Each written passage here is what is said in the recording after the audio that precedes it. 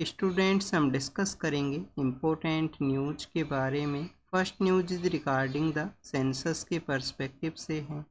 2027 का जो सेंसस है, जिसके रिगार्डिंग में रिसेंटली नोटिफिकेशन को भी रिलीज किया गया था मिनिस्ट्री ऑफ होम अफेयर्स के द्वारा।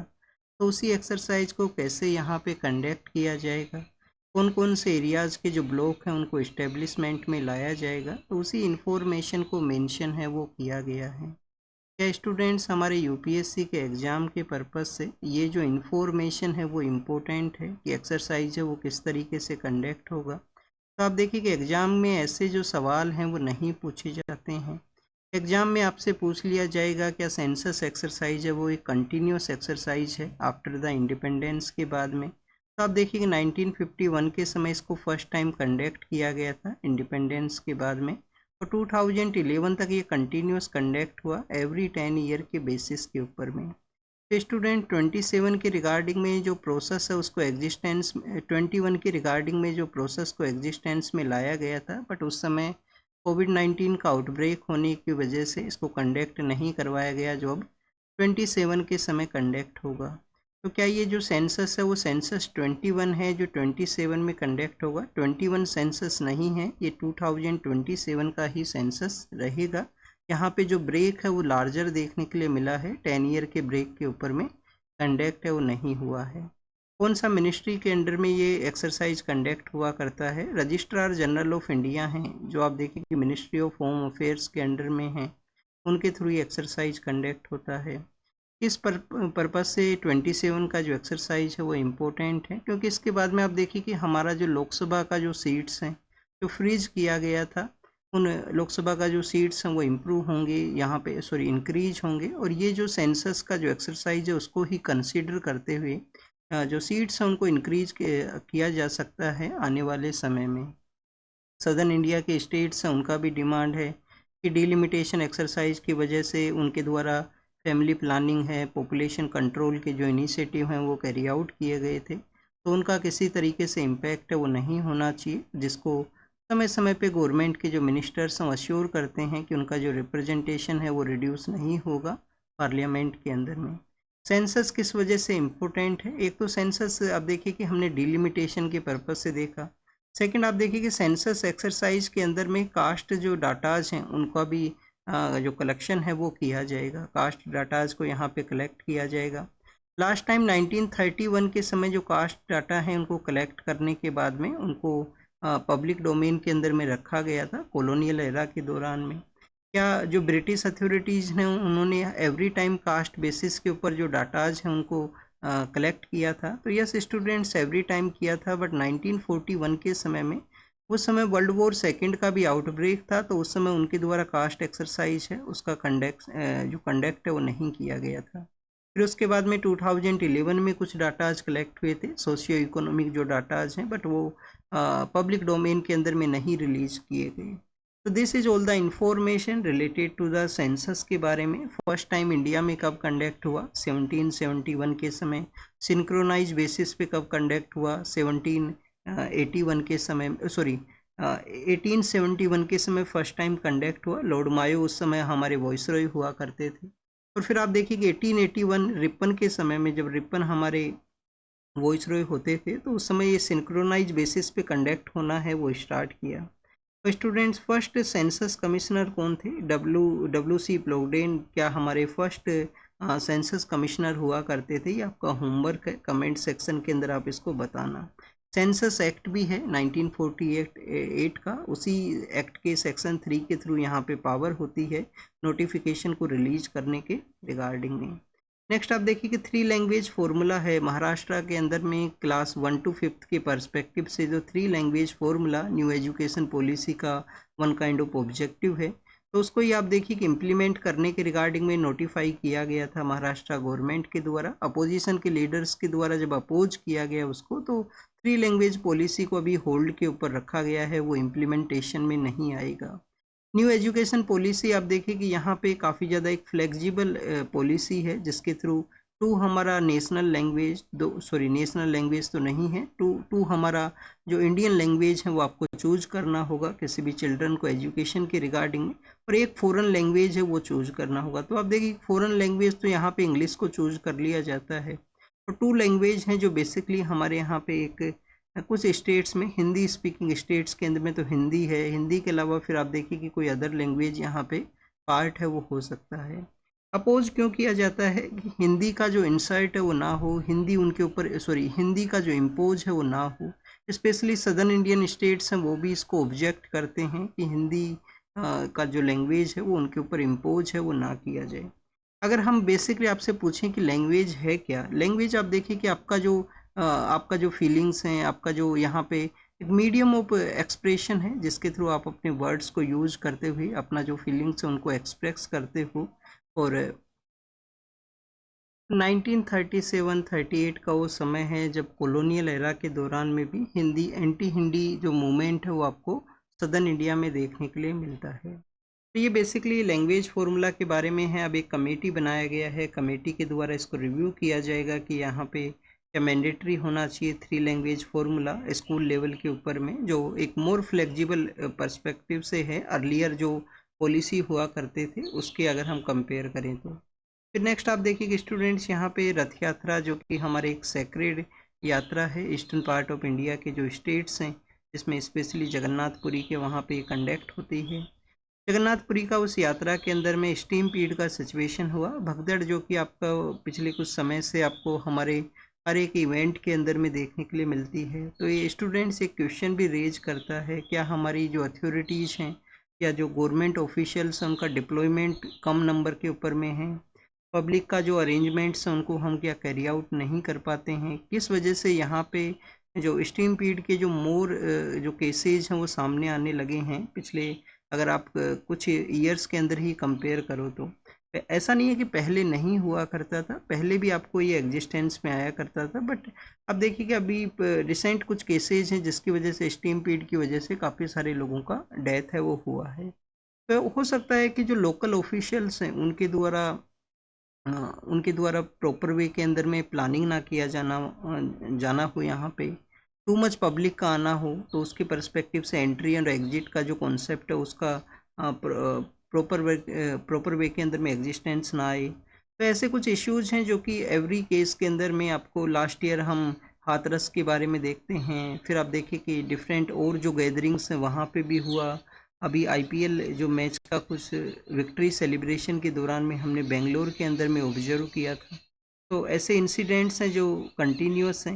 एक सोचने का बात है कि पब्लिक ऑफिशियल्स को यहाँ पे प्रॉपर प्लानिंग किया जाए कोई भी पब्लिक इवेंट की रिगार्डिंग में।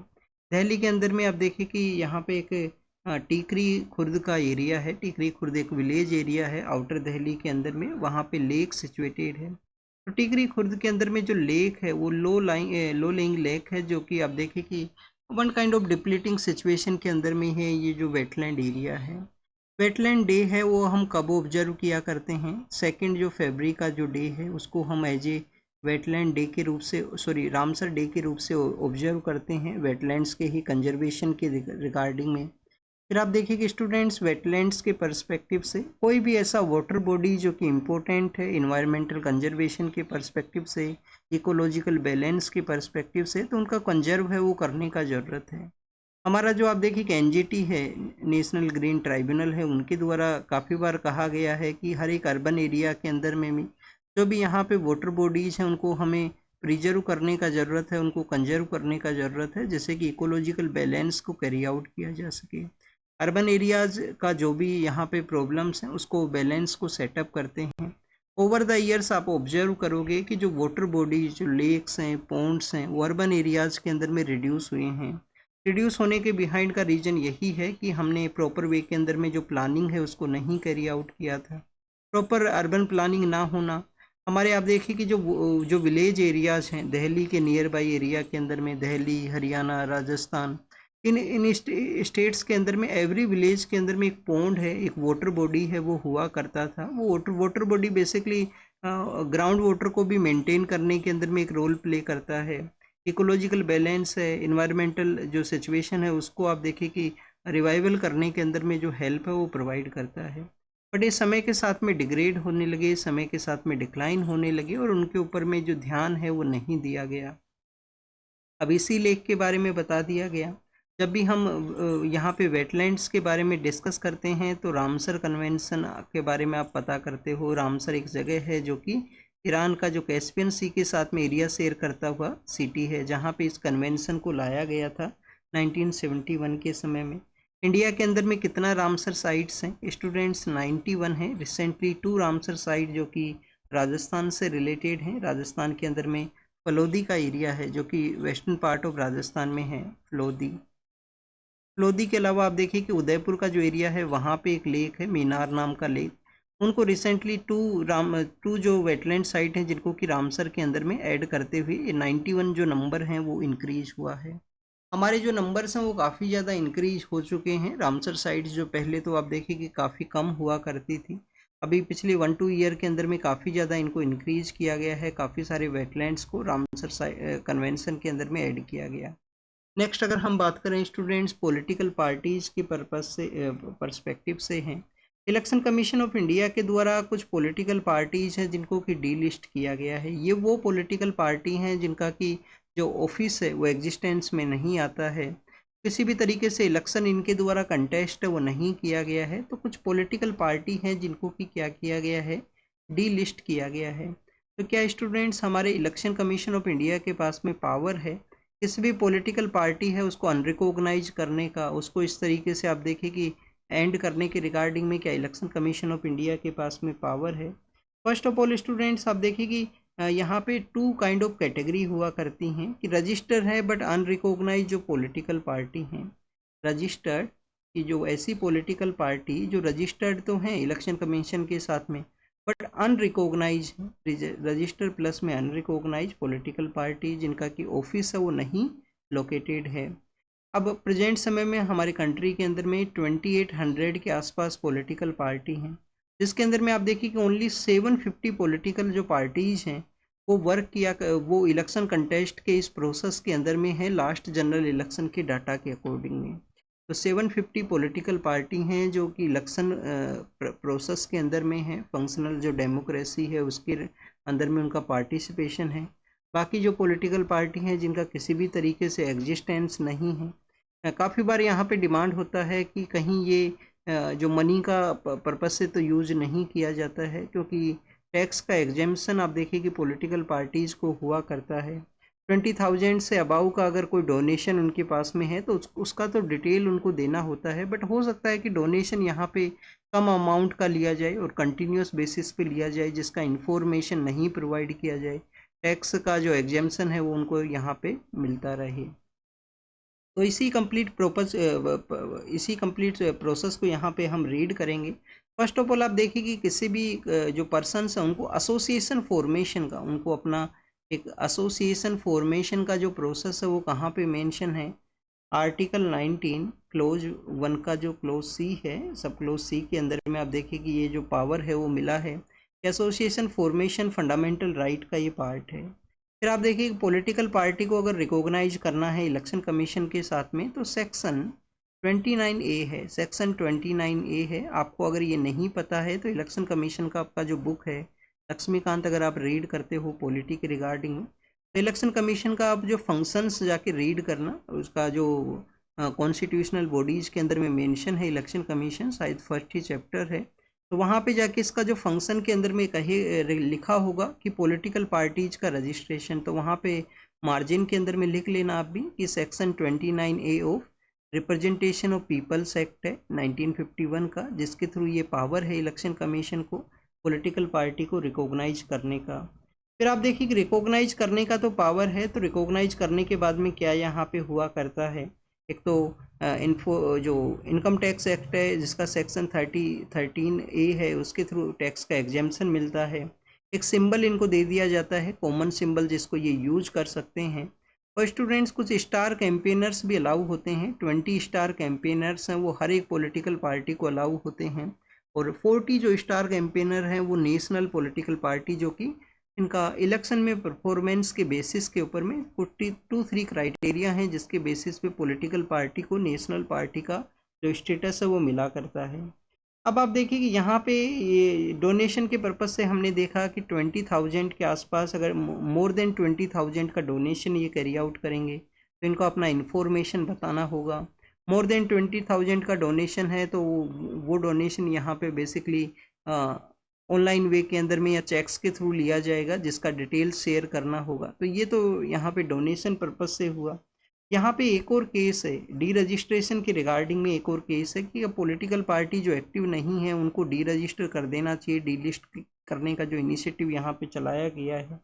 तो डी रजिस्ट्रेशन के रिगार्डिंग में आप देखिए कि सुप्रीम कोर्ट का एक केस है, Indian national Congress versus institute of social welfare, Indian national Congress versus institution of social welfare 2002 का, जिसके अंदर सुप्रीम कोर्ट ने कहा कि election commission not have power regarding the D registration of political party.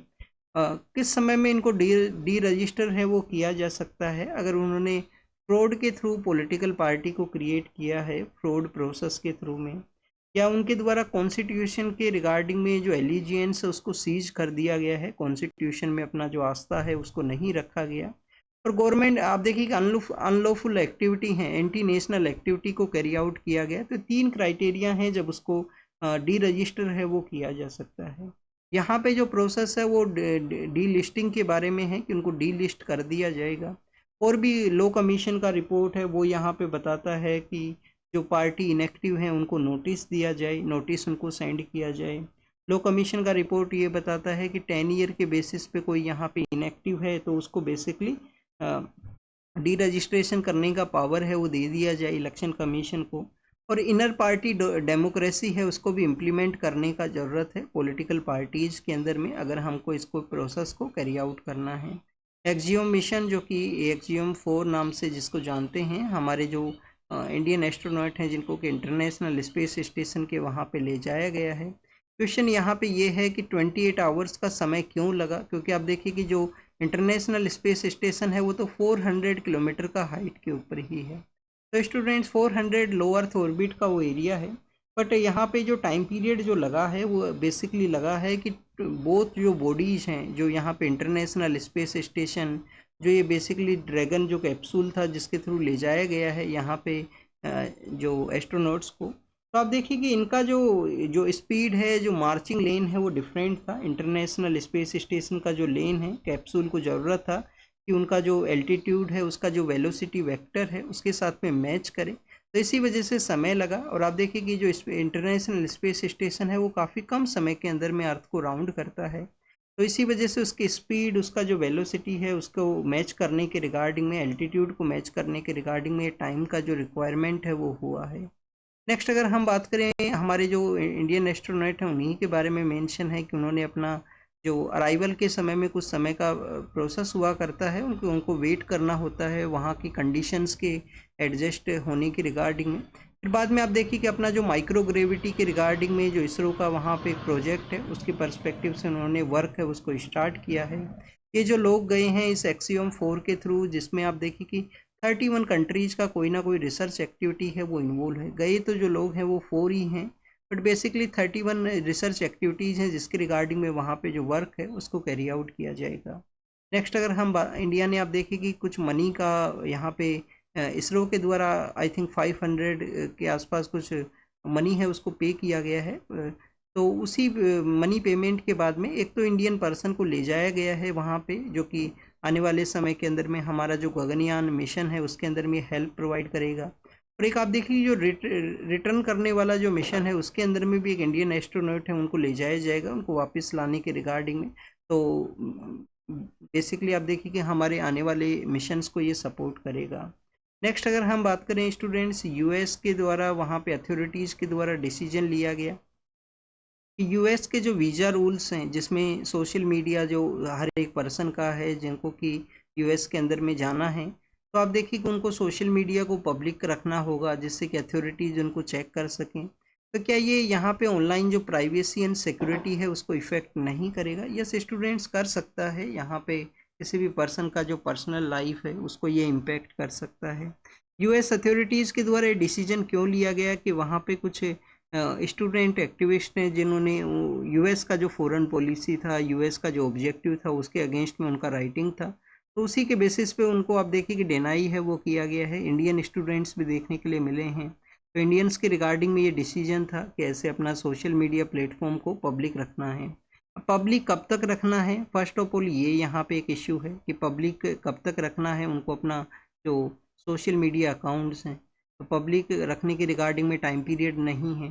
Second, आप देखिए कि क्या हो सकता है, प्राइवेसी इम्पैक्ट हो सकता है पर्सनस का, उनके जो ऑनलाइन फ़ोटोज़ हैं, ऑनलाइन जो डाटाज़ हैं, फैमिली के जो फैमिली फ़ोटोज़ हैं, उनको आप देखिए कि लीकेज हो सकता है। यहाँ पे ऑनलाइन ट्रोलिंग है, डॉक्सिंग का प्रोसेस, ये काफ़ी सारे ऐसे इश्यूज़ हैं जो कि आपको ऑनलाइन साइबर थ्रेट के रिगार्डिंग में, साइबर बुलिंग के रिगार्डिंग में आपको देखने के लिए मिलते हैं। फिर आप देखिए कि Sariska tiger reserve, Sariska tiger reserve जाना करते हैं अपने पॉपुलेशन के रिवाइवल के रिगार्डिंग में। कहाँ पे है, राजस्थान का जो अलवर डिस्ट्रिक्ट है, राजस्थान का अलवर डिस्ट्रिक्ट है, वहाँ पे सिचुएटेड है Sariska tiger reserve. Sariska tiger reserve आप देखिए कि यहाँ पे 2004 के समय में पोचिंग का एक नेक्सस क्रिएट हुआ और इनका जो टाइगर्स का जो पॉपुलेशन है वो कम्प्लीटली डिक्लाइन हो चुका था। पॉपुलेशन डिक्लाइन होने के बाद में वहाँ पे टाइगर टास्क फोर्स को क्रिएट किया गया, टाइगर टास्क फोर्स वो एग्जिस्टेंस में आया। तो टाइगर टास्क फोर्स के ही एग्जिस्टेंस में आने के बाद में वहाँ पे ट्रांसलोकेशन भी किया गया, दूसरे जो रिजर्व हैं वहाँ से टाइगर्स को ले जाया गया और अब वहाँ पे जो नंबर्स हैं वो काफ़ी सही हैं। पिछले कुछ समय में तो हमने ऑब्जर्व किया था कि सरिस्का टाइगर रिजर्व के अंदर में एक तो काफ़ी कम एरिया है और वहाँ पे आप देखिए कि नंबर्स इंक्रीज होने की वजह से कुछ टाइगर्स अपना नया टेरिटरी की तलाश के अंदर में दिल्ली तक मार्च करते हैं, जो कि अलवर से हरियाणा को कनेक्ट करता हुआ जो एरिया है, अलवर हरियाणा, फिर दिल्ली तक एक टाइगर का जो मार्च है जो 2 टाइम्स देखने के लिए मिला था। लास्ट ईयर भी मिला था और लास्ट ईयर आप देखिए एवरी 6 मंथ के बेसिस पे उनका मार्च आउटसाइड द रिजर्व के अंदर में हुआ करता है। तो जब इस तरीके का सिचुएशन है तो यहाँ पे अभी रिसेंटली टाइगर रिजर्व का जो एरिया है, जो बाउंड्री एरिया है, उसको रीड्रॉ करने के बारे में जो डिसीजन लिया गया है कि उसकी बाउंड्री को रीड्रॉ किया जाएगा। तो आप देखिए कि यहाँ पे अपोजिशन का पॉलिटिकल पार्टी के द्वारा अपना वॉइस को रेज किया गया कि जो एनजीटी के द्वारा माइंस को उस एरिया के अंदर में अरावली निकलता है और काफ़ी सारा इलीगल माइनिंग होता है। तो आप देखिए कि क्या यहाँ पे माइनिंग का एक्टिविटी को ऑपरेशन में लाने के रिगार्डिंग में इसका रीड्रॉ करने का प्रपोजल है, तो उसका जो अपोज है वो किया गया है। तो ये बेसिक है। यहाँ पे यूपीएससी ने एक बार क्वेश्चन भी पूछ लिया गया था कि कौन से जो टाइगर रिजर्व है जहाँ पे ट्रांसलोकेशन है वो कैरी आउट किया गया है। Line of actual control, line of control का जो एरिया है लेह एंड कारगिल डिस्ट्रिक्ट्स के अंदर में, वहाँ पे कुछ विलेज हैं जिनको कि रिजर्व्ड एरियाज़ के रूप से डिक्लेयर किया गया, जिसको कि उनको बेनिफिट है, रिजर्वेशन का जो बेनिफिट है वो मिल सके वहाँ पे रहने वाले जो पर्सनस हैं। वाइब्रेंट विलेज प्रोग्राम है वो भी हमारी गवर्नमेंट का एक इनिशिएटिव है जो चाइना बॉर्डर के साथ में जो डिस्ट्रिक्ट्स हैं उनको यहाँ पे बेनिफिट है वो मिल सके। तो आप देखिए कि वाइब्रेंट विलेज प्रोग्राम हुआ, इस तरीके से रिजर्व एरिया डिक्लेयर करना जिससे कि उनको कुछ रिजर्वेशन का बेनिफिट मिले जॉब के अंदर में, एम्प्लॉयमेंट के अंदर में और जेट एजुकेशन के पर्पज़ से। पाकिस्तान के वहाँ पे एक अटैक हुआ, उनके द्वारा जो एलिगेशंस थे उसको इंडिया के द्वारा रिजेक्ट है वो किया गया है। इंडिया आप देखिए कि कभी भी किसी तरीके का यहाँ पे इन्वॉल्वमेंट है वो नहीं कैरी आउट करता है किसी अदर कंट्री के अंदर में। हमारे कंट्री का यहाँ पे ओनली हमारा जो, आप देखिए कि हमारी कंट्री के द्वारा कभी किसी अदर कंट्री के ऊपर अटैक भी नहीं किया गया है। जो ऑपरेशन सिंदूर के दौरान में हुआ था उसमें भी जो सिविलियन कोई भी जो इंफ्रास्ट्रक्चर है, जो वहाँ पे सिविलियन कम्युनिटी के जो टारगेट्स हैं उनको नहीं किया गया था हमारी सिक्योरिटी फोर्सेज के द्वारा। सिक्योरिटी फोर्सेज का मेन वर्क यही था, टेरर इंफ्रास्ट्रक्चर जो टीआरएफ है या अदर टेरर ऑर्गेनाइजेशन है जो एंटी इंडिया सेंटिमेंट्स को कैरी करते हैं उनको जो यहाँ पे डिस्ट्रक्शन है वो किया गया। नेक्स्ट अगर हम बात करें स्टूडेंट्स, हमारे पीएम सर के बारे में हैं। पीएम सर मन की बात प्रोग्राम को कैरी आउट करते हैं। मन की बात प्रोग्राम के अंदर ही उनके द्वारा इमरजेंसी के बारे में बताया गया, जो इमरजेंसी इम्पोज हुआ था कैसे पीपल्स के अगेंस्ट में था। तो आप देखिए इंटरनल डेमोक्रेसी, इंटरनल जो इमरजेंसी हुआ था 1975 का, काफ़ी उसके तो काफ़ी आप देखिए कि क्रिटिसिज्म है, काफ़ी एरियाज़ के अंदर में उनके द्वारा जो बेसिक ह्यूमन राइट्स हैं उनको डिनाई कर दिया गया था। किसी भी तरीके से एसोसिएशन है, किसी भी तरीके से प्रोटेस्ट है, उनको वहाँ पे कम्प्लीटली जो डिनाई है वो किया गया। और भी ह्यूमन जो कॉमन सिविलियंस हैं उनके रिगार्डिंग में काफ़ी सारे जो एक्टिविटीज़ हैं वो देखने के लिए मिला था।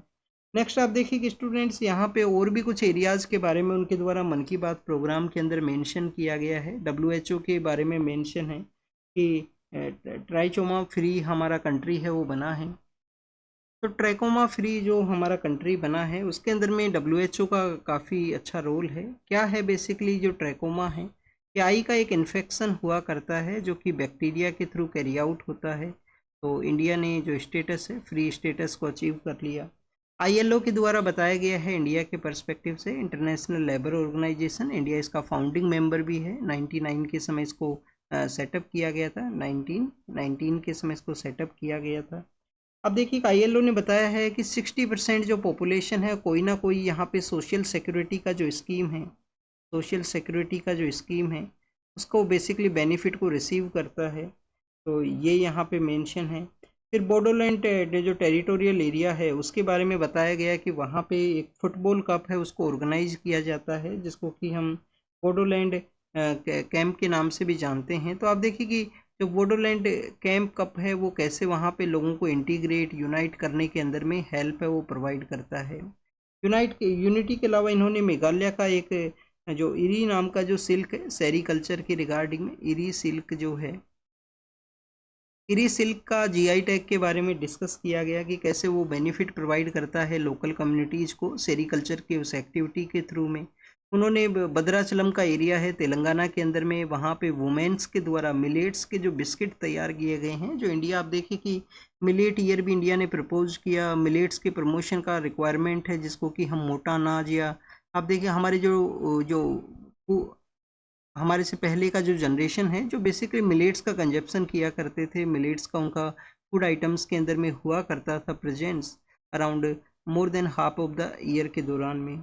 तो आप देखिए उसी को रिवाइवल के बारे में गवर्नमेंट का इनिशिएटिव है कि मिलेट्स को रिवाइवल कर सकें, हमारे ट्रेडिशनल फूड को लोग हैं वो कंज्यूम करना स्टार्ट करें। लैंडस्लाइड का इंसिडेंट उत्तरकाशी के वहाँ पे हुआ है। चार धाम यात्रा इसी एरिया से निकलती है जिसको कि कुछ समय के लिए फिर से रोका गया है। तो लैंडस्लाइड आप देखिए कि हमारे हिमालयन जो एरिया हैं, हिमालयन एरियाज़ के अंदर में एक तो प्रेशर इंक्रीज हुआ है टू मच टूरिज्म की वजह से, टूरिज्म की वजह से वहाँ पे होटल इंफ्रास्ट्रक्चर का डेवलप होना, लोगों को वहाँ पे जाने की वजह से आप देखिए कि टू मच जो इंफ्रास्ट्रक्चर है उसका डेवलपमेंट होता है। और जैसे ही डेवलपमेंट स्टार्ट होगा प्रेशराइजेशन, जो प्रेशर है वो क्रिएट होता है हमारे हिमालयाज़ के ऊपर में जो ऑलरेडी एक्टिव स्टेट के अंदर में हैं। काफ़ी सारे इंफ्रास्ट्रक्चर प्रोजेक्ट गवर्नमेंट के द्वारा भी चलाए गए हैं एक्सेसिबिलिटी के पर्पज़ से। तो उसी की वजह से आप देखिए कि फिर मानसून के समय में जो फ्रेजाइल कंडीशंस और डेवलप होती हैं, लैंडस्लाइड के इंसिडेंट्स हैं वो देखने के लिए मिलते हैं। मानसून के द्वारा कंप्लीट इंडिया का जो एरिया है उसको कवर कर लिया गया है, डिफरेंट डिफरेंट पेज के थ्रू ये आया करता है, डिफरेंट डिफरेंट वे के थ्रू में। तो आप देखिएगा अब यहाँ पे जो नॉर्दर्न पार्ट ऑफ इंडिया है उसको भी कवर कर लिया गया है मानसून के द्वारा, और कुछ समय से पहले यहाँ पे कवर किया गया है जो कि ऑन सेट ऑफ मानसून के समय से ही देखने के लिए मिला था कि मैक्सिमम जो फर्स्ट टाइम जो ऑन सेट हुआ था वो भी 1 जून एक्सपेक्ट किया जाता है, 1 जून से पहले ही ऑन सेट है वो हो चुका था। मानसून के रिगार्डिंग में आप देखिए कि हमारा जो तिबेतियन प्लेट्यू है उसका भी इम्पोर्टेंस है। हमारा जो हिमालयाज का एरिया है, जब समर के समय में हाई टेम्परेचर होता है तो इस एरिया के अंदर में जो हाई टेम्परेचर होने की वजह से लो प्रेशर यहाँ पे क्रिएट होगा, ओशियन के अंदर में हाई प्रेशर रहेगा और हाई प्रेशर से लो प्रेशर के लिए मूवमेंट स्टार्ट होता है। तो समर के समय में अच्छा हीटिंग काफ़ी ज़्यादा इम्पोर्टेंट है कि अच्छी हीटिंग अगर रहे तो बेसिकली जो मानसून कंडीशंस हैं वो भी बेटर यहाँ पे डेवलप हो सकती हैं। ब्रेक ऑफ द मानसून भी एक कॉन्सेप्ट होता है कि मानसून विंड्स के अंदर में फिर ब्रेक आएगा, कभी कभी ब्रेक लार्जर होता है जो कम्प्लीटली खरीफ का जो क्रॉप है उसको भी, उसके प्रोडक्शन को भी इम्पैक्ट करता है। US के जो प्रेसिडेंट है डोनाल्ड ट्रंप, उनके द्वारा कहा गया है कि अभी जो किसी भी तरीके का जो पोज है वो नहीं दिया जाएगा, उसका जो प्लानिंग है वो नहीं किया गया है। जो रेसिप्रोकल टैरिफ के रिगार्डिंग में जो पोज दिया गया था 3 मंथ का, तो वो एक्सटेंशन नहीं रहेगा उसका, यहाँ पे उसको एग्जिस्टेंस में ला दिया जाएगा। रसिया के द्वारा लार्जर जो अटैक है उसको कैरी आउट किया गया है यूक्रेन के वहाँ पे। फिर आप देखिए कि बांग्लादेश का जो बिगेस्ट पोर्ट है चिटगांव पोर्ट है, चिटगांव का जो एरिया है वहाँ पे कस्टम ऑफिशियल्स के द्वारा स्ट्राइक किया गया, उसकी वजह से वर्क है वो इम्पैक्ट हुआ है। चिटगांव के अंदर में चाइना का भी एक प्रोजेक्ट है जो प्रपोजल के अंदर में है, जो एग्जिस्टेंस में आ सकता है। और चिटगांव वही एरिया है स्टूडेंट जहाँ पे मास्टर सूर्य सेन दा हैं, सूर्य सेन जिनको हम जानते हैं फ्रीडम स्ट्रगल के दौरान में 1929 के समय कुछ दिन के लिए, 1 या 2 दिन के लिए सूर्य सेन के लीडरशिप के अंदर में चिटगांव है वो इंडिपेंडेंस को अचीव करता है। वहाँ पे ब्रिटिश को हटा दिया गया था 1 दिन के लिए। फिर आप देखिए कि जो ब्राज़ील के बारे में मेंशन है कि बोल्सोनारो हैं, उनका प्रोटेस्ट, उनका जो पॉलिटिकल पार्टी का मूवमेंट है उसी को मेंशन किया गया। इजराइल के जो पीएम हैं जिनको कि कोर्ट के अंदर में अपीयर होना था, जिसको पोस्टपोन्ड किया गया है, वहाँ पे कोर्ट के ही द्वारा उनका कोर्ट अपीयरेंस को। फिर गाजा स्ट्रिप के बारे में है, गजा के नॉर्दर्न एरिया को इवैक्यूएट करने के लिए कहा गया है। स्ट्राइक हुआ, कुछ लोगों का वहाँ पे डेथ है वो हुआ है। नेक्स्ट आप देखिए कि इंडिया और कनाडा के बारे में भी यहाँ पे मेंशन था। कनाडा के जो न्यू पॉलिटिकल लीडर हैं उनका यहाँ पे कोशिश है कि इंडिया के साथ में जो रिलेशंस हैं जो कि अर्लियर फेज के अंदर में हुआ करते थे, उन जो रिलेशंस हैं, जो टाइज हैं, उनको इम्प्रूव है वो किया जाए, उनको रिवाइवल है वो किया जाए, उनको रिवाइवल है वो किया जाए। तो ये इंडिया और कनाडा के बारे में मेंशन है। This is all the information related to the today's newspaper. आप इसको रीड कीजिए, रिवाइज कीजिए, जो भी इंफॉर्मेशन आपको मिला है उसको नोट डाउन कीजिए। Thank you students, thank you very much.